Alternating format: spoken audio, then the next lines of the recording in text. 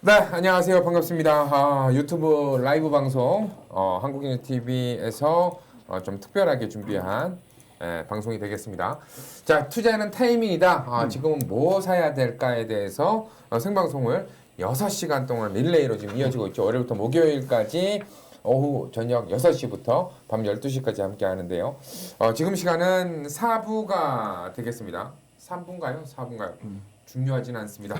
자, 일단 지금 시간 또 함께 해주실 우리 또 방금 방송을 끝내고 박찬현 그렇습니다. 베스트 파트너분 내려와 계십니다. 안녕하십니까? 네, 안녕하세요. 자, 오늘 지금 이야기는 웬만하면은 방송에선 좀 하지 않았던, 하지 못했던 이런 이야기들을 좀 해주는 시간이 되겠습니다. 네, 자, 오늘 시장 흐름 우리가 뭐 장중에도 방송을 하면서 이제 얘기를 했었는데 정말 좀 기괴하게도 오늘은 좀 조정이 나올 법도 한. 그러니까요. 네. 시장이 꼭 빠질 것 같은데 진짜 불안한데 이상하게 계속 올라가는 어. 묘한 시장. 진짜 그런 것 이게 뭐 물론 우리가 올라간다 해서 짜증나 왜 올라가 하는 건 아니지만 기분은 좋은데. 기분은 좋은데 이게 또 보통 우리가 주시장에서 그런 얘기 많이 하잖아요. 이게 쉬어갈 때 좀 쉬어가야 더 큰 상승 흐름이 좀 나올 것 같다 하는데 좀 불안불안하게 치고 올라가니까 그렇죠. 계속 100m 달리기 하는 것도 아니고 어. 앞으로 뛸 거리가 상당히 많이 남아 있는데 왠지 전력 투구에서 나중에 왠지 힘 빠져서. 힘 빠져서 지칠 것 같은 어. 딱 그런 모습.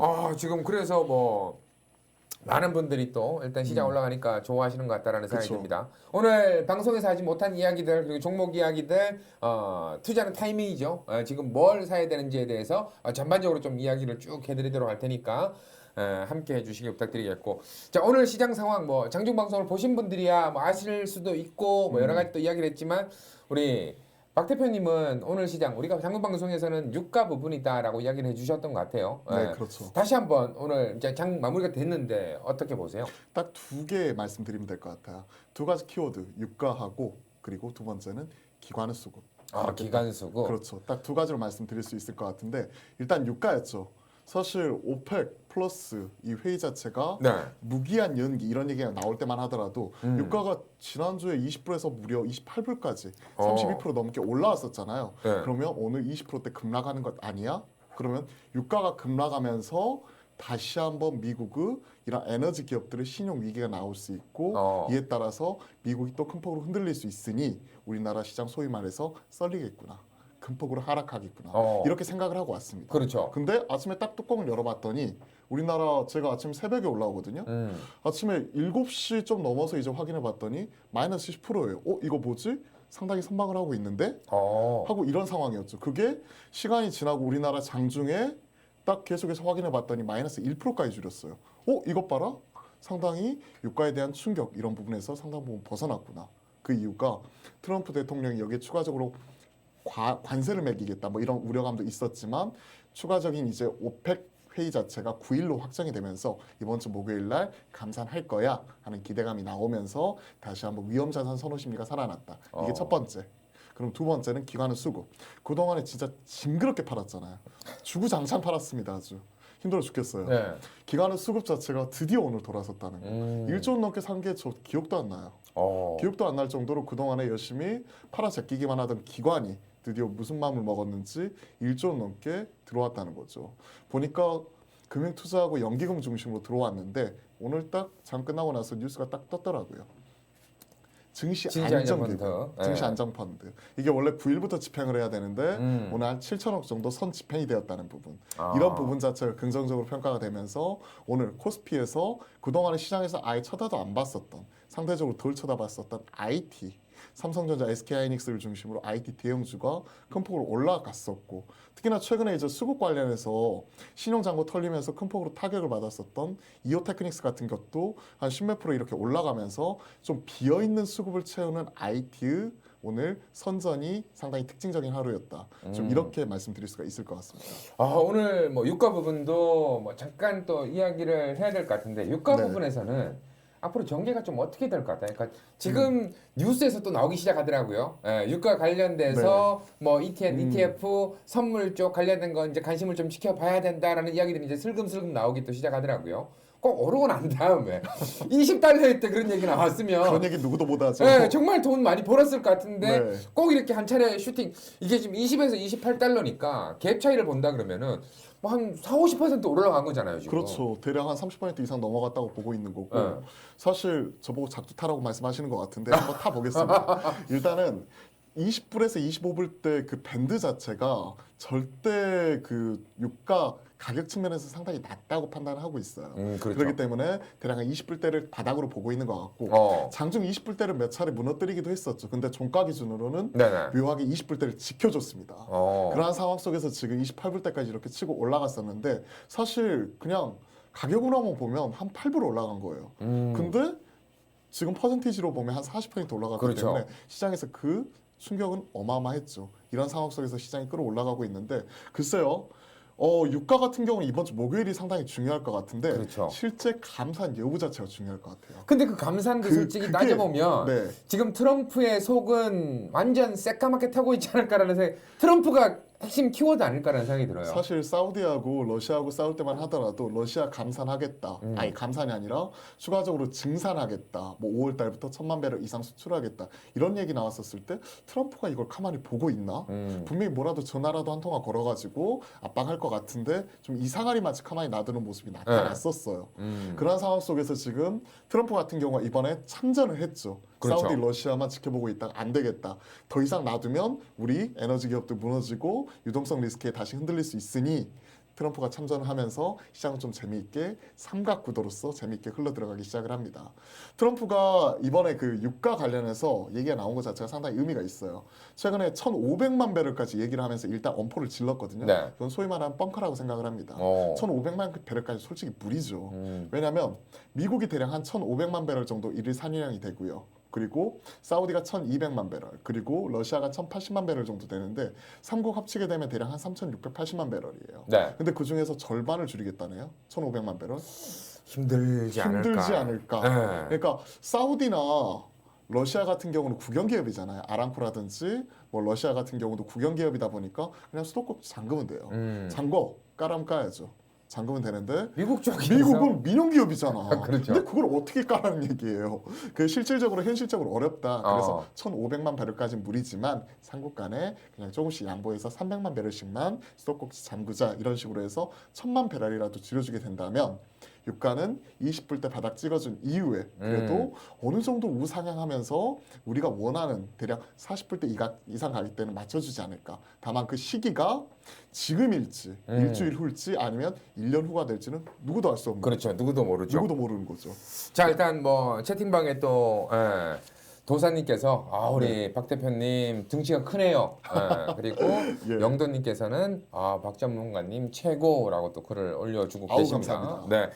자, 일단 뭐 유가에 대해서는 이야기를 했고 수급 부분에서 저는 솔직히 오늘 이제 증시안전펀드 이야기가 나오기 전까지만 하더라도 금융투자에서 들어오면 왠지 모르게 기분이 쎄하고 나빠요.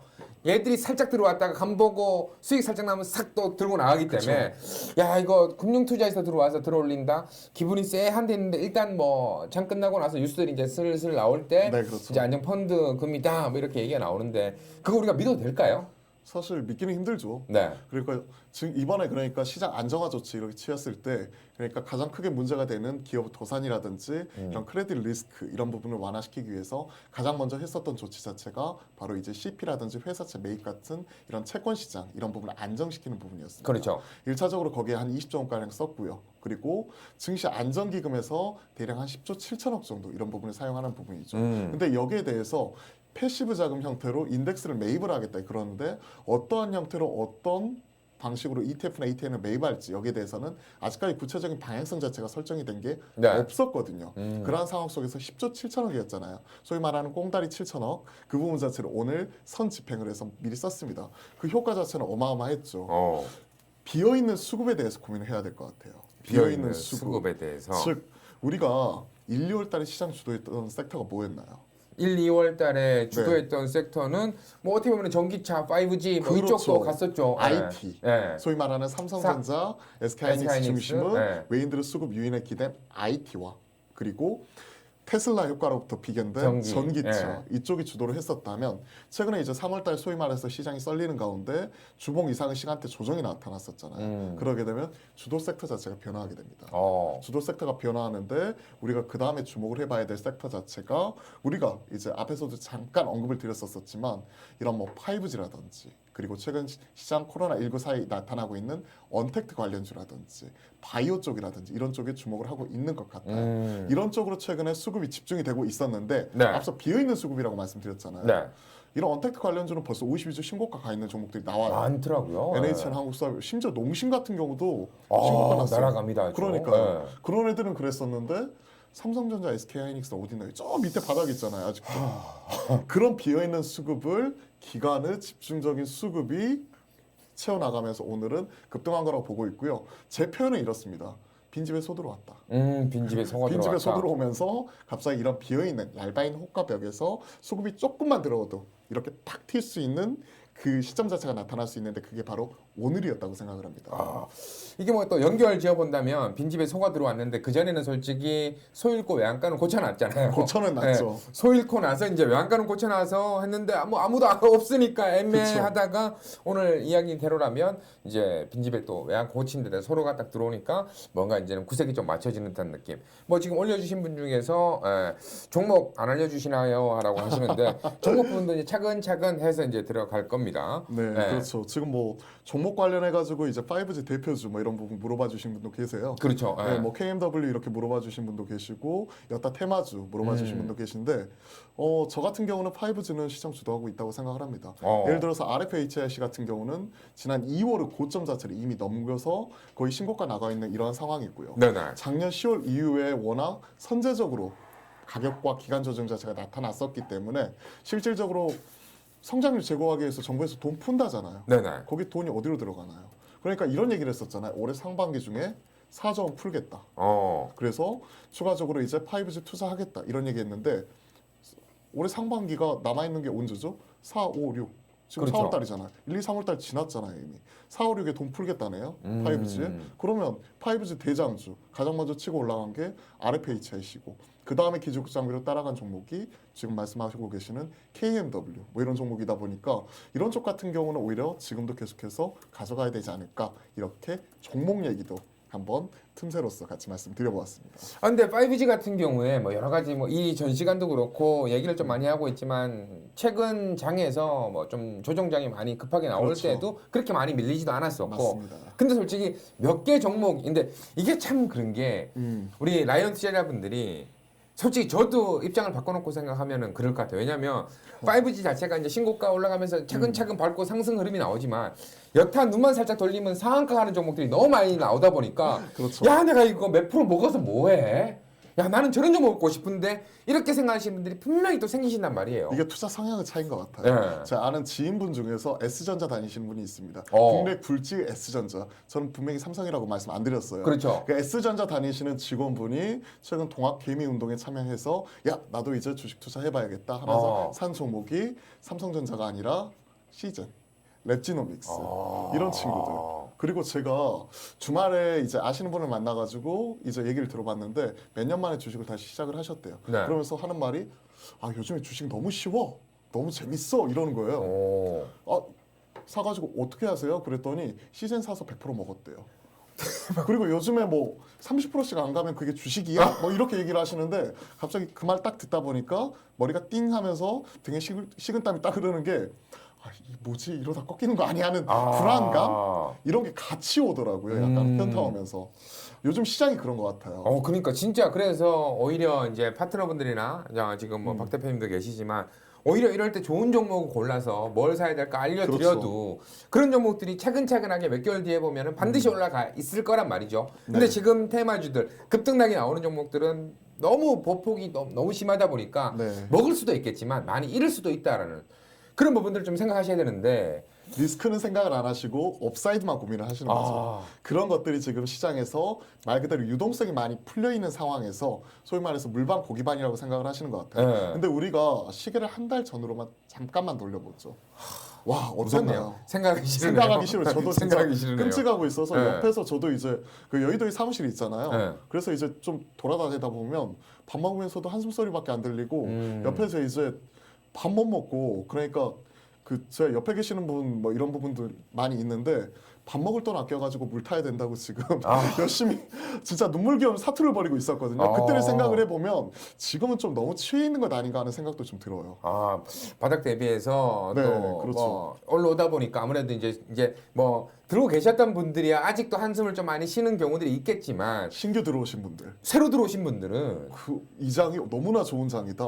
당 하루에 뭐 지수가 3, 4% 올라가면서 종목들이 기본 뭐 10%, 15%씩 올라가다 보니까 이게 너무 당연한 것 아니야? 여기만 취해 계시는데 이런 그게 좀 것들 위험할 보면 수도 있다. 두려워요. 그리고 어떻게 보면 이제 뭐 많은 파트너분들하고 얘기를 하다 보면 이런 시장이 솔직히 10년에 한 번 정도 꼴로 이렇게 나타난다라고 이제 얘기를 좀 하면 그때 투자를 좀 잘 하신다면 정말 수익을 많이 볼 수도 있겠지만 네. 이 정말 또 한 스텝이 꼬이기 시작하면은 정말 또 약간 힘들어지잖아요. 우리가 보통 이제 뭐 그림놀이 이렇게 하다 보면 그렇죠. 어디 가갖고 이제 만 세네 판 이렇게 먹다 보면 그렇죠. 확 취해가지고 야 내가 계속 먹을 수 있다 꼬 하다가 이제 난리 나는 경우. 독박 피박 쓰고 엇박 나서 그냥 난리 나는 거죠 진짜. 그런 부분들을 좀 피하기 위해서라도 지금 단기적으로 급등하는 종목들 물론 뭐 많이 있습니다만 그런 측면에서는 교육 삼아서 그냥 내가 정말 해보고 싶다 그러면 비중이 한 1% 정도만 그냥 재미 삼아서 이렇게 한 번씩 해보는 이제 이런 종목 이렇게 움직이는구나지. 이제 제대로 된 비중은 이제 오늘 이야기해 주실 종목들로 한번 구성을 해보시면 어떨까라는 생각이 들어요. 자, 종목들 이제 이야기를 좀 나눠봐야 될 것 같습니다. 근데 뭐 우리 박창윤 파트너 하면은 아침부터 일찍 나오셔가지고 시황 다 봐주고 또 종목도 이야기해주고 정말 공개 방송도 하고 저녁 방송도 요즘엔 하고 방송하다 보니까 스케줄도 상당히 바쁘겠지만 또 방송하려면 솔직히 우리가 준비를 많이 해야 되잖아요. 많이 해야죠. 고민 그러다 많이 해야 보니까 됩니다. 정말 좀 종목들을 다양하게 많이 선별해서 가지고 있겠구나라는 생각이 좀 듭니다. 오늘 어떤 식으로 좀 이야기를 풀어주실 건가요? 사실 제가 개인적으로 이제 올해 매매하고 싶은 종목들 리스트가 있습니다. 어. 위시리스트 탑 21이라고 해서 네. 2월달, 3월달에 소위 말해서 시장 썰릴 때 그때 제가 그동안에 사보고 싶었지만 그때 뭐 너무 비싸서 못 고가라서? 샀었던 이런 종목들이 리스트를 좀 리스트업을 했어요. 어차피 놀면 뭐예요? 뭐라도 해야지. 놀면 뭐예요? 그래서 뭐라도 하면서 네. 종목들을 만들어 봤었고 이런 종목들이 최근에는 이제 시장이 워낙 큰 폭으로 많이 밀리다 보니까 소위 어디 저기 변두리 잡주 이런 거 아니더라도 대형주 단에서도 그런 매수 기회 자체가 충분히 나오더라고요. 그래서 그런 포인트에 대해서 좀 같이 말씀드려보고 싶습니다. 좋습니다. 투자 키워드는 네. 크게 세 가지입니다. 첫 번째는 바이오, 두 번째는 앞서 말씀드렸던 언택트, 그리고 5G, 그리고 마지막 한 방에 있는 히든 카드는 제일 마지막에 공개해드리겠습니다. 마지막에 한 방에 있는 거는 아무래도 살짝 예측을 해본다면 지금 곧 다가오는 뭐 그런 부분들이 또 아닐까라는 네. 생각이 또 드는데 자 일단 처음에 준비하신 게 일단 5G 쪽인가요? 바이오 쪽인가요? 바이오 쪽. 쪽입니다. 바이오 쪽도 보면은 우리가 이제 뭐 방송할 때도 오늘 장중 방송 때 얘기를 잠깐 했었지만 요즘에 바이오주들 참 뭐 신형 바이러스 참 연관 안 되면은 진짜 야 너는 뭐 하는 회사야 연관이라도 시켜야 될 거 아니야. 그렇죠. 우리 이렇게 손실 많이 봤는데 지난달에 주총 시즌이었잖아요. 주주들이 들고 일어나죠. 주가는 지금 50% 지금 박살이 났는데 대표 이사는 사람이 여기서 월급 받고 앉아서 뭐 하는 거야? 뭐 하는 거야? 코로나19 치료제라도 개발하든가 언론 보더라도 하든가. 그러니까 이렇게 나와야 셀트리온을 될까? 좀 닮아라. 막 그렇죠. 이러면서. 이거 서정진 회장 얼마나 적극적이야 이러면서. 좀 닮아서 좀 올려라. 그러니까 요즘에는 그렇죠. 그 회사뿐만 아니라 여기저기 파다 보니까 자회사에서 뭘 약간 연관이 따랐고 뉴스 나오면 빵, 또 그렇죠. 빵 뭐 이렇게 올라가더라고요. 바이오 쪽 어떻게 지금까지도 관련된 그런 것들을 조금 뭐 플러스로 가지고 있어야 될까요? 아니면은 좀 보시는 쪽은 아예 전혀 다른 쪽인가요? 누구나 다 알 수 있는 종목입니다. 뭐 종목 이름 말씀드려도 될까요? 네, 네, 네. 셀트리온이에요. 셀트리온. 셀트리온 같은 경우에 제가 주목하는 포인트는 이겁니다. 숫자, 실적. 실적. 지금 이제 그러니까 이거예요. 1, 2월 달은 말 그대로 IT와 2차 전지가 시장을 주도하고 있었다면 시장이 주봉단 이상의 시장 조정이 나온 이후에는 그 전에 주도했었던 섹터는 못 가요. 힘을 잃어버려요. 주도력을 잃어버리고 신규 섹터가 올라오게 되는데 3, 4월 달에 가장 힘을 썼던 섹터 중에 하나가 바로 코로나19 치료제로서 대변이 되는 바이오 쪽이었죠. 그렇죠. 이게 실체가 있든 없든 그게 중요한 게 아닙니다. 투심이 개선이 됐다는 거예요. 그러다 보니까 코스닥 시장이 너무 좋았어요. 그렇죠. 네. 보세요. 작년 8월 달, 9월 달에 보시면 대부분 종목들 임상 실패합니다. H헬비, 지옥 갔다 오고 HLB였고 매지옥 지옥 갔다 왔죠. 뭐 그렇고 여러 가지. 뭐 신라젠도 있었고 헬릭스미스도 있었고 너무나 힘든 고통의 시간을 겪었습니다. 근데 그쪽에 이제 가격 조정이 나타났고 기간 조정이 원래대로라면 몇 개월 이상 더 가야 돼요. 가야 되는데 최근 이런 분위기를 확 180도 바꿔준 게 코로나19.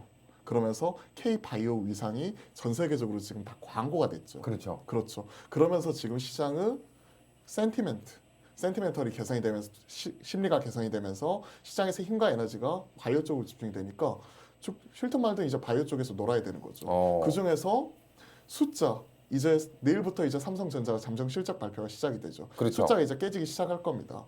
그럼에도 불구하고 실적이 성장하고 있는 기업은 이런 셀트리온 같은 기업. 미리 얘는 삼성 바이오로직스는 저만큼 올라가고 있을 때 얘는 옆으로 기고 있었어요. 그러다가 셀트리온 같은 경우 이번에 코로나19 치료제로서 한번 언급이 되었었고 네네. 그리고 이와 더불어서 지난주에 시험대에 올랐었죠. 무슨 얘기냐? 블록들이 있었잖아요. 그렇죠. 테마색. 테마색. 나쁜 놈의 씨. 아이온 인베스트먼트. 거기서 이제 또 있었잖아요. 그게 시험대가 올랐는데 그 낙폭을 잡아먹고 다시 극폭으로 올라가는 모습을 보았었을 때 아, 힘이 살아있구나 하는 것 자체를 느꼈고 최근에 이제 가격대가 보시면요. 주봉대 이상에서 그동안에 이제 계속해서 기간 횡보하는 모습이 나타나다가 지난주에 드디어 그 부분을 돌파하는 모습이 나타났습니다. 그러네요. 19만 선 이렇게 넘어서는 모습이 나타나면서 이제 새롭게 시세가 시작이 될 수 있는 그 초기 국면이라고 판단을 해서 가격적으로도 부담 없고 작년까지는 에이, 삼성 바이오로직스 사야지 셀트리온 왜 사 이러다가 기관들이 이제는 야, 쌈바 이만큼 갔잖아. 이거 먹을 거 얼마나 더 있겠어. 셀트리온 프레시하잖아. 이러면서 지금 신규로 사고 있는 종목이 셀트리온입니다. 그래서 개인적으로 셀트리온 같은 경우는 첫 번째 숫자가 받쳐줄 수 있다. 두 번째 삼성 바이오로직스와 키 맞추기 하고 있다. 세 번째 신규로 시작되고 있는 바이오 대장 주로서 지금 새롭게 주목을 받고 있기 때문에 실체가 있는 바이오를 사신다면 코로나19 치료제 저기 변두리에 있는 뭐 200억, 300억짜리 종목 사지 마시고 이런 셀트리온 같은 대장주가 오히려 만약에 삼성전자, SK하이닉스처럼 시장 주도에 간다면 바이오가 그 중심에는 바로 셀트리온이 있지 않을까 이렇게 생각을 합니다. 그러니까 뭐 이게 우리가 이제 바이오주 얘기할 때 가장 고민되는 것 중에 하나가 일단 실적 부분이었잖아요. 어떻게 보면 실적 시즌이 되면 실적들이 워낙 안 나오다 보니까 무조건 한 번에 쉬었다 간다라는 이야기인데 방금 얘기해 주신 숫자가 나오는 그런 종목들로 한다 보면 뭐 플러스 알파 그 이상이 또 나올 수도 있다라는 이야기. 근데 여기 들어오신 분 중에 은숙님께서 처음에는 얼마치를 보통 구매하시는지요라고 물어보셨거든요. 그러니까 지금 우리가 이런 딱 댓글만 딱 보더라도 새롭게 들어오시는 분들이 상당히 많구나. 맞아요. 근데 이런 분들은 솔직히 지금 셀트리온 좋은 종목에 관심 가져보세요. 그러면 확 다 질러놓고 야 네가 좋다 그랬잖아. 맞아요. 네가 좋다 그랬잖아. 야 이거 떨어졌는데 어떻게 할 거야. 이렇게 얘기하시는 분은 있는데 우리가 보통 이제 이야기를 할 때 분할 매수 분할 매도 뭐 이런 이야기를 좀 하는데 뭐 이쪽도 증권사도 계셨고 또 애널 쪽으로도 활동하셨으니까 보통 어떤 식으로 좀 하면 좋을지 좀 잡아준다면 어떻게 하면 이게 좋을까요? 투자 성향에 따라서 또 이런 것 자체가 크게 이제 좌우가 됩니다. 그래서 네네. 본인만의 룰이 있어야 돼요. 저 같은 경우에는 한 종목 비중이 투자 비중이 전체 포트폴리오 20% 넘지 않게끔 관리를 합니다. 한 종목당? 한 종목 비중이 20%. 그러면 자연스럽게 최소한 5종목 이상을 사야 되는 부분이 있죠. 투자 금액에 따라서 일부 차이는 있겠지만 보통 한 종목 비중이 20%는 넘지 말아야 되고 한 섹터 그러니까 지금은 시장에서 만약 예를 들어서 바이오가 주도한다. 그러면 모두 다 바이오 종목 사놓고 이렇게 뭐 바이앤프레이 하면 안 되잖아요. 사놓고 기도하면 안 되잖아요. 그러니까 아무리 좋은 섹터라고 하더라도 50%는 넘지 말자. 즉 이런 식으로 해봐야 되고 지금 제가 말씀드렸던 뭐 바이오, 언택트, 5G 뭐 이런 것만 보더라도 대략 뭐 세 가지 섹터만 하더라도 30, 30, 30 이런 식으로 자연스럽게 분산 투자가 되잖아요. 그러면 거기에서 주도할 수 있는 종목들 한두 종목 잡더라도 처음에 들어갔었을 때 한꺼번에 뭐 15%, 30% 이렇게 다 사기는 힘들잖아요. 그러다 보니까 분할로 사게 된다면 처음에는 대략 한 10%, 좀 이렇게 초병을 세워놓고 5%씩 추가적으로 떨어지면 분할 매수를 한다든지 음. 이런 식으로 해서 뭐 20% 넘지 않게 이렇게 관리하는 이런 리스크 관리와 그리고 자연스러운 분산 투자까지 같이 고민해 보시면 좋을 것 근데 같습니다. 초보자들이 있으니까 저는 그것도 좀 궁금한 게 뭐냐면 일단 내가 10%를 담았어요. 조정이 나올 때 추가 매수를 5%씩 하라고 하지만 이게 어느 정도 밀려야 내가 추가 매수를 하는 구간인 건지. 그렇죠. 보통 이게 1% 밀려도 그러니까 저는 예전에 종목 상담할 때 가장 가슴이 아팠던 게 진짜 뭐 10,000원짜리 종목인데 500원 빠졌다라고 추가 매수를 해요. 또 500원 빠졌다고 추가 매수를 해요. 그러다가 한 10%확 떨어지면은 야 어떻게 나 지금 뭐 돈도 없고 비중 다 채워놨는데 어떻게 추가 매수를 하셨어요? 아 좀 떨어지길래 샀고요. 좀 떨어지길래 샀고요. 이렇게 하시는 거 보면 야 이게 정말 마음 같지가 않구나라는 생각이 좀 들더라고요. 보통 어느 정도 조정이 좀 나왔을 때 추가 매수란 말이 맞을까요? 이런 것 자체는 사실 어떻게 시장을 바라보느냐에 따라서 완전히 틀린 것 같아요. 아. 어떤 분들은 눌림 매입하라고 하시면 그 21선 그 부분 하에 있었을 때 눌림 매입하시는 분이 있고 네. 어떤 분들은 기계적으로 그냥 예를 들어서 5%씩 빠지면 매수하시는 분이 있고 본인만의 규칙이 중요한 것 같습니다. 그 규칙 자체가 중요하고 우리가 항상 생각하면 더 빠지면 사면 되지 이렇게 생각을 하는데 우리는 기관처럼 돈이 많지 않습니다. 항상 네. 돈이 캐시플로우가 펀드 자금이 들어오는 게 아니잖아요. 돈 못 찍어내죠. 우리가 한국은행도 아니고 계속해서 양적 완화시킬 수는 없는 거잖아요. 그러다 그런 보니까 상황이다 보니까 아까 없는 자금에 그러다 보니까 아까 얘기했던 밥 못 여의도에서 먹고 그냥 밥 안 먹고 밥 이 안 돈으로 먹고 사야지. 그거 이제 아. 돈 태워가지고 그거 한 주라도 더 물 타고 그 다음에 신용 담보비를 막기 위해서 그런 부분 자체가 계속해서 나타나고 있는데 이렇게 말씀드릴 수가 있을 것 같습니다. 초보 투자자 분들이라면 네. 본인만의 규칙을 세워놓는 게 좋을 것 같아요. 최근같이 이렇게 변동성이 큰 장에서 하루 5%씩 등락 자체는 워낙 큰 폭으로 나타나게 되잖아요. 그렇기 때문에 좋은 종목, 예를 들어서 셀트리온 같은 경우 오늘 만약 예를 들어서 5% 비중을 샀다. 네. 그러면 여기서 본인만의 기준 한 5에서 10% 정도 밀리면 여기서 또 5% 사면 되지. 그리고 만약 안 밀리면 어떻게 된다? 그러면 올라가면 땡큐 감사합니다 먹고 팔면 돼요. 그게 다른 종목도 제일- 있으니까 그렇죠. 마음의 욕심을 조금 비워놓고 이 종목 아니면 내가 뭐 팔자 다 못 고친 건 아니잖아요. 이 그렇죠. 종목 예. 반드시 사야 팔자 고친다. 이 종목으로서 내 인생 역전 대박을 이뤄보겠다. 그런 욕심만 아니라면 시장에는 2,300개가 넘는 종목이 있습니다. 그 중에서 말 그대로 본인만의 유니버스라고 하죠. 이런 것들을 만들어 놓으시고 이 종목이 올라갔으니까 오늘은 이 종목 사지 말고 떨어지는 이 종목을 사볼까 하는 본인만의 풀 자체도 관리할 필요가 있을 것 같아요. 어렵게 생각할 필요가 없어요. 예를 들어서 우리가 자주 접하는 기업 내가 회사 다니고 있으면 예를 들어서 아까 삼성전자 다니고 계시는 분 네. 죄송합니다. 정정하겠습니다. S전자 다니시는 분 그런 분들 같은 경우는 본인 회사에 대해서 잘 알잖아요. 그러면 시장 힘들다 어렵다 하면 그때 가서 사도 조금씩. 되는 거고 그런 식으로 이제 포트폴리오를 한 10종목 정도 이 정도로 구성하시게 된다면 시장 주식 투자하는 재미도 있고 자연스럽게 리스크 관리와 포트폴리오 이런 관리도 될 거라고 생각을 합니다. 네.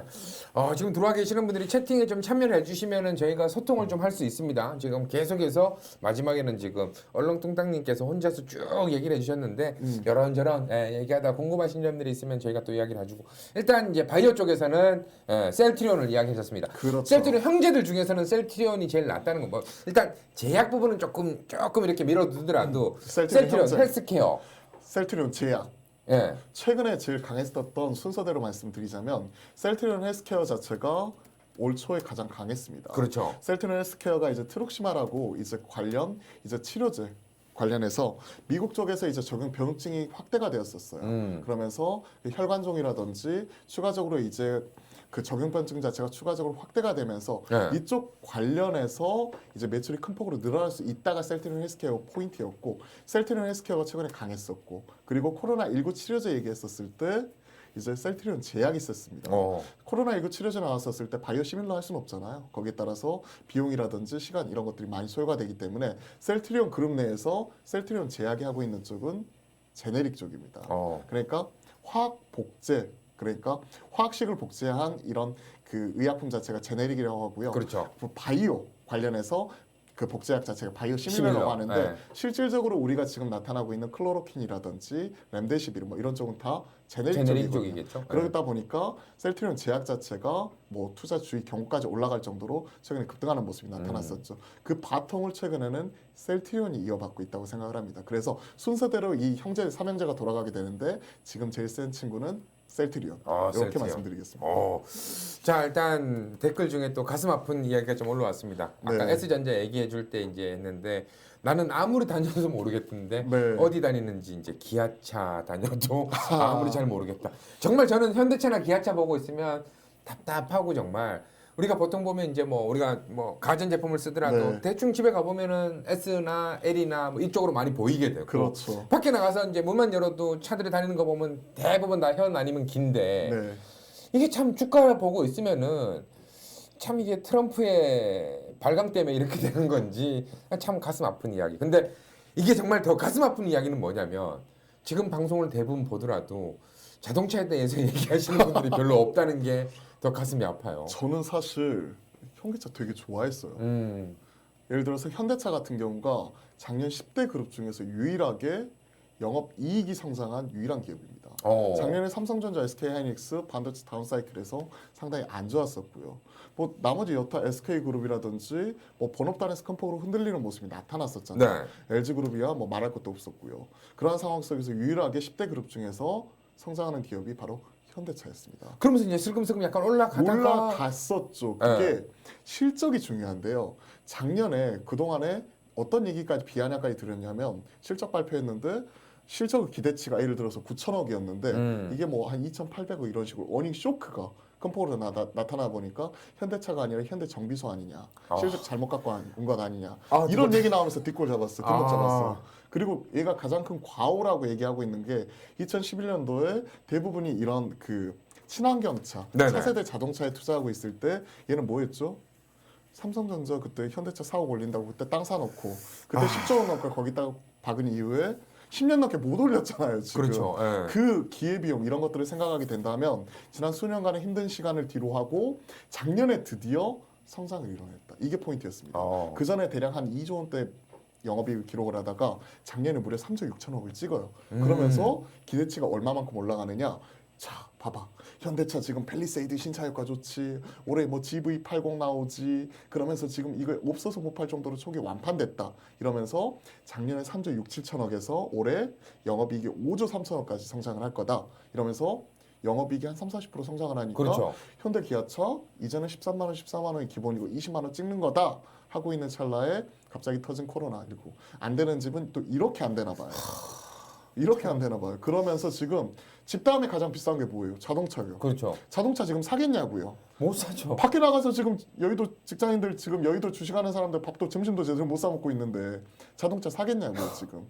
못 사잖아요. 자동차 고칠 돈으로 또 이렇게 물 타고 해야 물 타야 되니까 되잖아요 지금. 자동차 팔아가지고 지금 버스 타고 다니면서 물 타야 되는데 그러한 상황이다 보니까 가장 크게 힘든데 오히려 위기가 기회가 될 수가 있는 게 지금 주가 레벨을 보시면 10년의 최저치입니다. 그렇죠. 10년의 최저치니까 만약에 코로나19 이후에 올 하반기에 이런 부분이 개선이 되는 모습이 나타나고 있고 현대 기아차가 드디어 이제 10년 만에 이제 파워트레인의 변화 즉 신차 효과 자체가 확실하게 신차 사이클이 접어들면서 작년부터 내놓는 실차가 호평을 받고 있어요. 기아차 텔루라이드, 그 다음에 팰리세이드 이런 SUV뿐만이 아니라 최근 이제 제네시스나 GV80 뭐 이런 쪽이라든지 이쪽 같은 경우도 상당히 호평을 받으면서 만약 이 위기 자체를 좀 극복하는 모습이 나타나게 된다면 가장 크게 베타가 세게 올라올 수 있는 쪽 하나가 저는 현대차라고 생각을 합니다. 좀 마무리가 좀 빨리 좀 다 돼가지고 네, 이쪽은 또 그렇죠. 어떻게 보면은 자율주행 관련해서도 이야기 나오면서 한번 할 수 있었는데 진짜 참 힘든 시간을 보내고 있다. 그리고 지금 어찌됐건 이제 바이오 쪽인 셀트리온 이야기를 해줬었고 우리가 이제 뭐 아침에 또 이야기를 방송을 했을 때 이야기했던 것 같은데 언택트 우리가 이제 만나지 않으면서 여러 가지 수혜를 받는 종목들을 좀 찾아내고 있잖아요. 오늘 이제 인터넷 대표주들을 이야기를 좀 했었는데 역시나 그쪽으로 좀 이야기를 해주실 건가요? 그렇죠. 그 두 종목에 대해서 차례대로 말씀드리겠습니다. 오늘 5종목을 준비했는데 그 중에서 두 번째, 세 번째 종목이 바로 카카오와 네이버입니다. 카카오 네이버. 저는 투자할 때 멀리서 찾을 필요가 없다고 생각을 해요. 그 말 그대로 이제 실생활 속에서 찾아볼 수 있는 가치 투자 아이디어 이런 부분을 좀 언급을 해본다면 이런 부분을 좀 그 투자에 접목을 해보게 된다면 주식을 하는 데 있어서 좀 더 손쉽게 다가갈 수가 있고요. 무엇보다도 가장 실생활에서 접하고 있는 이런 종목들이 나중에 말 그대로 이제 투자 성과도 개인적으로 가장 좋더라고요. 카카오와 네이버 누구나 알 수 있는 기업이죠. 투자 포인트는 정말 간단합니다. 코로나19 이후에 나타나게 될 사회의 변화 그 변화 속에서 주도권을 어디가 쥐게 될까에 대해서 고민해 보시게 된다면 그 답이 딱 정해져 있어요. 지금 플랫폼 경쟁력을 가지고 있는 언택트, 접촉하지 않는다는 얘기잖아요. 그러면 우리가 어떻게 하나요? 인터넷으로 하든지 모바일로 하든지 이런 쪽으로 합리적 소비 이런 부분을 추구하는데 그쪽 경쟁력을 가지고 있는 쪽이 바로 카카오와 네이버입니다. 구체적으로 지금 이런 스마트폰 관련해서 경쟁력, 카카오페이라든지 심지어는 카카오 증권까지 진출했죠. 그렇죠. 그러면서 카카오 선물하기, 모바일 이커머스 관련해서 경쟁력을 가장 가지고 있는 쪽이 카카오라고 생각을 하고 있어서 카카오 같은 경우는 주가 자체가 그렇게 52주 신고가 간 것도 아니고 주가 레벨 자체도 적당하다고 생각해요. 이런 상황 속에서 코로나19 사회 이후에 이런 부분은 플랫폼, 헤게모니 경쟁력을 어디 가지고 있는지 생각해 보게 된다면 바로 이제 카카오 쪽으로 관심을 갈 수밖에 없는 상황이고요. 네이버는 그 반대죠. 네이버는 물론 이런 모바일 쪽도 잘하긴 하지만 네이버 페이 이런 쪽이 사실 오픈마켓에서 쿠팡이 있다면 온라인으로 살 때는 우리가 손쉽게 사용할 수 있는 네이버 페이가 실질적으로 주도권을 쥐고 있잖아요. 그래서 코로나19 사회 이후에 나타나게 될 이런 플랫폼, 강력한 플랫폼 경쟁력, 그중에서 인터넷과 모바일 플랫폼 경쟁력을 확실하게 쥐고 있는 이 양 기업이 코로나19를 극복하는 과정에서 승자 독식 형태로 더 잘 나갈 수밖에 없다. 이렇게 생각을 합니다. 근데 나는 솔직히 지금 말이 맞고 좀 그렇게 좀 잘 됐으면 좋겠는데 이게 참 사람이 배가 부르면 마음이 변한다고. 최근에 또 인터넷 뉴스를 네. 보다 보면 가장 많이 얘기 나오는 것 중에 한 군데가 배민이에요. 네, 그렇죠. 배신 때렸다고 해서 그렇죠. 뭐 배신이다 뭐 이렇게 배신의 얘기가 민족. 나옵니다. 예. 네. 근데 이게 참 어떻게 보면은 뭐 독과점이라는 게 어떤 회사가 어떤 제품을 만드는 데 있어서 독과점이다. 그러면 상당히 우리가 보너스 점수를 줄 수도 있고 한데 이게 참 카카오도 그렇고 네이버도 그렇고 이야기들이 좀 많았잖아요. 네이버 같은 경우는 포털 사이트 1등이다 보니까 뭐 댓글에서 뭐 댓글로 돼서 뭐 순위도 니네가 뭐 네, 저거 하는 조작했다. 게 아니냐 뭐 이런 얘기도 나오고. 네. 근데 카카오 같은 경우에는 예전엔 여러 가지 사업을 하면서 야 니네 그러니까 우리가 식당 가면은 여러 가지 많은 그냥 설렁탕 딱 한 그릇만 파는데 맛있는데 설렁탕부터 시작해갖고 막 너무 많다 보니까 워낙 많이 팔다 보니까 이게 수익이 안 나와. 네. 수익이 안 나와. 이게 카카오와 네이버가 가지고 있는 약점이었어요. 기존의 포털이라든지 이런 모바일 플랫폼 경쟁력을 가지고 있으면서 네. 광고 매출, 본업단은 이제 광고 매출 자체는 워낙 잘 나왔기 때문에 본업단 자체의 성장 자체가 꾸준히 나타나고 있던 기업이었습니다. 근데 이게 한 3, 4년 전부터 딴짓거리를 하기 시작해요. 소위 말해서 메뉴판에 기존에는 이제 여기 대해서 설렁탕만 팔다가 추가적으로 여기서 육개장도 팔고 갑자기 여기서 뭐 이상한 것들을 갖고 와서 뭐 햄버거도 팔고 뭐도 네. 팔고 이러다 보니까 거기는 돈 들어갈 게 상당히 많잖아요. 기존에 잘하던 것만 하면 되는데 근데 이게 기업의 영속적인 성장을 위해서 반드시 필요했던 성장 통일 과정이라고 생각을 합니다. 이게 전환점이 작년 2분기, 3분기였어요. 아 그때부터 좋았죠. 작년 2분기부터 이제 카카오톡 같은 경우는 이제 카카오 비즈톡이라고 해서 가장 경쟁력이 있었던 카카오톡 채팅 거기에 채팅창에다 배는 광고라든지 광고를 이런 부분을 때리고. 붙이기 예. 시작하면서 이쪽 매출이 큰 폭으로 늘어나기 시작하고 있었고 네이버 같은 경우에는 이제 사실 라인 빼고는 웬만한 것들 다 망했잖아요. 예. 근데 웹툰부터 시작을 해서 네이버 이런 간편 결제 페이라든지 이런 부분의 경쟁력 이런 부분이 증명이 되기 시작하면서 숫자가 돌아서기 시작했단 말이에요. 그게 작년 2분기, 3분기입니다. 그 시점부터 숫자가 꾸준히 실적을 우상향하기 시작하고 있는 이런 상황 속에서 나타나게 된 이번 사회의 변화 이런 상황 속에서 제가 미국에서 제일 잘 나가는 이쪽 수의 다른 그 친구들 같은 경우는 오히려 현금 확보하고 사람을 자르고 있는데 사람 10만 명 채용한 기업이 있잖아요. 아마존. 한국어 아마존이라고 할 수 있는 쿠팡 같은 기업들 정말 사고 싶더라고요. 쿠팡이 그동안에 맨날 돈 잡아먹는 하마다 놀림 당했다면 그렇죠. 이번에 쿠팡 사용을 봤더니 너무 편한 거예요, 사람들이. 너무 편한 거예요. 이런 배송이라든지 이런 부분 같은 경우 너무 편하다 보니까 이게 위기를 기회로서 만드는 기업들 같은 경우 확실히 주목을 받을 수가 있는 거고 마찬가지로 쿠팡이 상장이 안 되어 있기 때문에 그런 쪽에서 핀테크나 결제 쪽하고 같이 연관지어 생각을 해보니까 온라인 쪽에서 앞서 말씀드렸던 네이버페이라든지 지금 카카오톡이 가지고 있는 모바일 쇼핑하기라든지 이런 쪽 같은 경우가 확실히 플랫폼 경쟁력이 다른 쪽이 치고 올라올 수가 없어요. 배달의 민족 같은 경우에는 그 옆에 요기요라는 친구가 있잖아요. 그렇죠. 경쟁자긴 하지만 서로 간에 치고받고 아웅다웅이라도 할 수 있지. 네이버와 카카오 누가 대적할 수가 있나요? 지금은 이쪽으로 이미 다 승자 독식 현상이 나타나고 있기 때문에 그 인계치 자체를 넘어섰다. 그래서 이쪽 관련해서 오히려 위기 때문에 흔들리게 된다면 저는 이쪽을 지금이라도 더 사봐야 될 때가 아닌가 이렇게 생각을 합니다. 물 한 모금 마시세요. 지금 너무 아우. 또 말을 지금 어떤 그쵸. 분이 또 글 올려주셨는데 네. 예, 파이브님께서 야 밤에 목소리도 좋고 말씀도 잘하시고 아우 예, 감사합니다. 너무 좋다고 얘기하는데 저는 조금 좀 그런 질문을 하나 좀 드리고 싶어요. 뭐냐면 아까 얘기했던 것처럼 이제 포트 비중을 채울 때 만약에 카카오 네이버 둘 중에 하나만 골라야 된다면 어떤 걸 하시겠어요? 저라면 네이버 사겠습니다. 네이버 쪽. 네이버 쪽이요. 카카오도 좋긴 하지만 네. 제가 지금 바라보고 있는 거는 네이버 페이 쪽이에요. 네이버 페이. 네이버 페이. 카카오는 지금 현재 핀테크 강화를 하고 있잖아요. 카카오 이커머스 관련해서 카카오 페이도 있지만 최근에 지금 신규로 이제 카카오 페이 증권을 인수를 했었죠. 네. 그쪽에 신규적인 자금 투자라든지 이런 것들이 있지만 네이버 페이는 이미 온라인 시장에서 결제 플랫폼의 헤게모니를 쥐고 있기 때문에 이쪽 관련해서는 오히려 네이버가 좀 더 우위가 되지 않을까 이렇게 생각을 합니다. 네, 알겠습니다. 이렇게 해서 언택트 관련된 인터넷 대표주도 확인을 좀 해봤고 아까 이제 이야기하려다 했던 게 5G 관련해서 그렇죠. 5G 관련해서 종목들이 좀 많긴 많습니다. 네. 엄청 많은데 뭐 장비 쪽, 뭐 기지국, 막 솔직히 나 힘들어요. 좀 외우는 거 잘 안 되는데 너무 머리가 아픕니다. 아픈데 네. 최근 들어서 이제 방송만 틀면 얘기 많이 나오는 것 중에 하나가 아까 뭐 좀 전에도 방송 잠깐 봤더니 난 그 회사는 왜 이름을 HFR 예. 왜 HFR 해놓으면 너무 쉬울 텐데 왜 이자를 왜 빼놔가지고 야 진짜 그것도 뭐 일을 좀 뺀 건지 뭔지 모르겠는데 일단 뭐 그런 종목부터 시작해서 방금 얘기하신 뭐 KMW라든가 RHFAC, OE솔루션 여러 가지 얘기들이 많이 나오고 있습니다. 그 중에서 어떤 종목에 좀 관심을 가지고 있어요? 일단 시장에서 시장을 주도 그리고 올해 실적 업사이드가 가장 큰 기업 중에 하나가 네. 저는 대장주 중에서 KMW라고 생각을 합니다. KMW. 지금 주가 제일 센 대장은 RFHIC예요. 뭐 화해 관련주로서 많이 언급이 되고 있는 종목이죠. 네. 주가 측면에서는 RFHIC가 먼저 선도적으로 치고받는 모습이 나타나고 있고 제가 2월달 이 회사를 또 다녀왔었거든요. 네네네. 1분기 실적 상당히 안 좋을 겁니다. 그럼에도 불구하고 중국 쪽 부양책에 대한 기대감 이런 부분이 4월 10일 전후에서 나올 수 있다는 얘기가 나오면서 가장 세게 달려가고 있는데요. 이런 쪽 같은 경우는 실적이라든지 이런 부분 자체는 좀 더 확인이 필요할 것 같아요. 네네. 작년 4분기에 실적이 11억 나왔을 때도 쇼크였거든요. KMW는 심지어 적자가 나왔습니다. 네네. 그러던 것이 올해 1분기는 어떻게 되느냐? 더 안 좋을 거예요. 근데 주가는 우상향하면서 52주 신고가 경신하네요.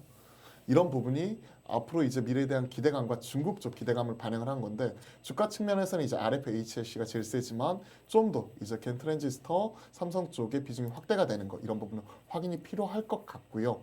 오히려 저 같은 경우는 KMW가 현 시점에서 좋은 대안이 되지 않을까 생각을 합니다. 일단 뭐 정부 측에서 사전 투자하겠다잖아요. 올해 상반기 중에 투자하겠다잖아요. 그럼 상반기 1분기 투자 안 한 거 확인했으니까 상반기 투자할 때 남아있는 게 언젠가요? 4, 5, 6월 달에 투자하겠다잖아요. 그때 어디를 투자하느냐? 우리가 얘기했었죠. 작년에 기지국이 올해 중계기였다. 근데 일단 발등에 불 떨어져 있는 상황에서 추가적으로 기지국을 늘려겠다네요. 작년에 13만 개까지 했던 거 올해 68만 개까지 대략 5배 이상 늘리는데 상반기에 60% 70% 이상 집중을 하겠다잖아요. 그러면 작년에 기지국 갔었을 때 숫자가 세게 나왔던 증거가 두 개 있습니다. 첫 번째 KMW, 두 번째 오이솔루션. 네. 이런 두 개인데 그 중에서 가장 세게 이렇게 올라갈 수 있는 것 자체가 저는 KMW라고 생각을 하고 있어서 KMW를 토픽으로서 말씀드려보고 싶습니다. KMW는 예전 뭐 한번 올라가기 시작했을 때 진짜 야 이거는 뭐야 이게 도대체 그렇죠. 할 정도로 뭐 어마무시하게 올라갔었는데 이번 상승 흐름은 어떻게 좀 볼 수 있을까? 고점을 그러니까 목표가를 좀 잡는다면 어느 정도까지 보세요? 기존에 작년에 대략 한 12,000원에서 한 8만 원까지 올라갔었다가 가격 조정이 세게 나왔었죠. 네. 작년 뭐 3분기에 어닝 쇼크가 나왔었고 4분기에 적자가 나오면서 소위 말하는 빅베스트 털고 지금 말 그대로 묶고 지금 더블로 가자고 얘기를 하는데 묶고 KMW가 뭐 이렇게 얘기를 하시는데 저는 전고점 트라이도 충분히 가능하다고 생각을 하고 있습니다. 8만 원대도 넘길 수 8만 있다. 원대도 넘길 수 있다 이렇게 생각을 하고 있고요. 그 시점 자체가 우리가 생각했던 것보다 좀 더 빠를 수 있겠다는 게 포인트입니다. 오. 국내만 있다면 이런 부분 자체가 일부 힘들 수 있겠지만 중국과 미국같이 묶고 지금 더블로 계속해서 가면서 묶고 KMW로 가시면 될 것 같습니다. 좋습니다. 한 종목 정도 더 이야기를 또 해주신다고 하는데 네. 나는 지금 우리 시간이 한 5분 정도 남았거든요. 네네. 5분 정도 남았는데 우리가 이제 장중에 이야기를 했었던 종목 인텍플러스 종목을 지금 얘기를 해주실 것 같은데 이 종목을 짧게 해주시고 아까 얘기했던 이제 마지막에 숨기고 있던 히든 카드 이거 인텍플러스도 방송에서 얘기하신 거죠? 네, 방금? 얘기한 종목입니다. 그럼 잠깐 요거 풀어주시고 이제 한 1분 정도만 요 종목 잠깐 얘기해 주시죠. 사실은 그것까지 밝히지는 않으려고 했었는데 아니 그래도 방송에서 한 거 왜 놓고 왜냐면 네네. 그 느낌도 약간만 주고 나서 네네. 또 공개 방송에서 또 푸시면 되니까. 알겠습니다. 예. 일단 인텍플러스는 간단하게 좀 말씀을 네. 드려볼게요. 시장에서 오늘 이제 말씀을 드렸던 종목이고 소위 말하는 핫한 업종을 다 하고 있습니다. 그러니까 시스템 반도체 그리고 2차 전지 그리고 플렉서블 디스플레이까지 이쪽이 다 들어가요. 근데 이게 그냥 단순히 숟가락만 얹어서 묻혀가는 게 아니라 확실하게 이런 부분 자체가 경쟁력이 있어요. 시스템 반도체 쪽은 우리나라 삼성전자보다 더 큰 글로벌 시스템 반도체가 있습니다. 미국에 있는 회사고요. 네. I자로 시작을 해요. 누구나 다 알 수 있는 회사고 우리가 뭐 CPU 보면 거기에 딱 써 있죠. 거기에 네. 그 회사에 향후 5년간 독점적으로 이런 후공정 장비를 공급을 하게 됩니다. 지금 대략 한 20대 정도 공급할 거로 예상을 하고 있는데요. 보통 이제 과거에 이쪽에 후공정 독점적으로 공급하는 장비들 업체 같은 경우는 이게 20대가 아니라 최소 수십 대에서 수백 대였어요. 그렇기 때문에 업사이드가 어마어마하게 큰 거고 이게 지난 뭐 5년 이상 두드렸다가 작년에 드디어 터졌어요. 그게 이제 올해부터 본격적으로 반영이 되기 시작하는 올해가 원년이라고 생각하시면 될 것 같습니다. 작년에 드디어 뚫어서 작년에 맛을 보여줬고 그러면서 흑자 턴어라운드 했고 올해 실적이 폭발하는 원년이라는 거죠. 이 부분 자체가 시스템 반도체 쪽에서 먼저 1차적으로 체크하셔야 될 부분이고요. 두 번째, 2차 전지 지금 좀 주춤하고 있지만 네. SK 이노베이션 서산 쪽이라든지 헝가리 유럽 쪽에 실질적으로 이런 검사 장비 쪽에 독점적으로 공급하는 업체입니다. 얘가 고영하고 비교가 됐었어요. 고영이라는 기업이 있는데 이쪽이 이제 시총 30권 안에 들어가고 있는 이런 3D 비전 검사 장비 업체인데 이 회사도 똑같이 인텍플러스도 똑같이 3D 비전 검사 장비 했었지만 얘는 300억이고 얘는 거의 1조예요. 1조 가까이 되네요. 거의 1조. 30배 시총이 차이 났는데 하고 있는 경쟁력 자체는 비슷했단 말이에요. 얘는 기존의 PCB라든지 이쪽에 집중을 하면서 SPI AOA 장비가 글로벌리 뭐 한 60% 이상 점유를 하면서 가치를 인정을 받았던 거고 기술 경쟁력은 가지고 있지만 확실한 타겟 마케팅이 부족하면서 이쪽은 300억 이 정도로 낮게 유지가 되고 있었단 말이에요. 이게 이제 터지기 시작한 원년이 바로 올해라고 말씀드린 거예요. 작년에 수년 만에 흑자 전환했고요. 인텔 쪽에 말씀드린 김에 인텔 쪽에 수년간 문 두드렸던 것 자체가 드디어 열리면서 이쪽이 터지기 시작했고 인텔이 우리 이거 검사 장비 쓸 테니까 마이크론 가서 야 마이크론 너도 이거 써 이런 식으로 패키징 PCB 쪽까지 검사 장비가 확대가 되면서 이게 계속해서 성장을 하고 있어요. 이게 시스템 반도체 그리고 두 번째는 SK 이노베이션이야 독점적으로 들어간다는 부분 마지막으로 이와 더불어서 플렉서블 디스플레이 쪽에 요즘 가장 핫한 뭐 폴더블 쪽이라든지 이쪽에 그리고 추가적으로 확대가 되는 이런 그 스마트폰에 히아라는 기술이 있습니다. 어떤 거요? 히아라고 히야? HIAA 그러니까 홀 인 액티브 에어리어의 약자인데 네. 쉽게 말씀드리면 예전에는 이런 베젤 부분에 이런 네. 카메라 이런 구멍이 뚫려 있었어요. 지금 다. 근데 이제는 전면 이런 그 디스플레이에 디스플레이 안에 언더 카메라라고 하죠. 거기만 뚫려 있어요. 그게 이제는 과거 플래그십 그러니까 S 정도 되어야 갤럭시 S20나 이런 정도가 되어야 이런 부분을 쓸 수 있었다면 최근에는 A 시리즈라든지 폴더블이라든지 5G 이런 쪽으로 전반적으로 다 확대가 되면서 이런 쪽 같은 경우를 하고 있는데 이쪽이 거의 독점적으로 들어가고 있습니다. 그렇기 때문에 핫한 업종을 다 하고 있고 수년간에 적자하고 있던 데서 흑자 턴어라운드 하면서 작년에 영업이익이 대략 제 기억에는 47억 정도 기록을 했는데요. 올해 지금 최근 추정치가 계속 올라가고 있거든요. 네네. 이번에 오늘 아침에 제가 체크했을 때가 120억이었어요. 그러니까 작년 대비해서 거의 한 3배 가까이 성장을 하는데 지금 시총이 1,000억이 안 되네요. 그리고 PER 밸류 단에서 7배? 뭐 이런 얘기 나오고 있으니까 저는 이런 기업 같은 경우는 진짜 올 한 해 그냥 묻어놓은 히든카드 종목으로서 중장기적으로 그냥 계속 꾸준히 가져가셔도 좋은 종목이라고 생각을 하고 있습니다. 좋습니다. 네. 자, 지금 딱 인텍 플러스까지 얘기를 딱 하고 났더니 마칠 시간이 딱 돼가지고 네. 마지막에 그 히든 카드는 다음 공개 시간에 방송에서 네. 한번 더 풀어드리도록 하겠습니다. 좋습니다. 오늘 또 이렇게 나와주셔서 오늘 정말 방송하느라고 너무 고생 많으셨는데 재밌는데요, 그래도? 들어가서 또 뭐 이런저런 또 준비도 또 하셔야 될 것 같고 괜찮았어요? 방송? 저 오늘 한 7개인가 하고 있거든요.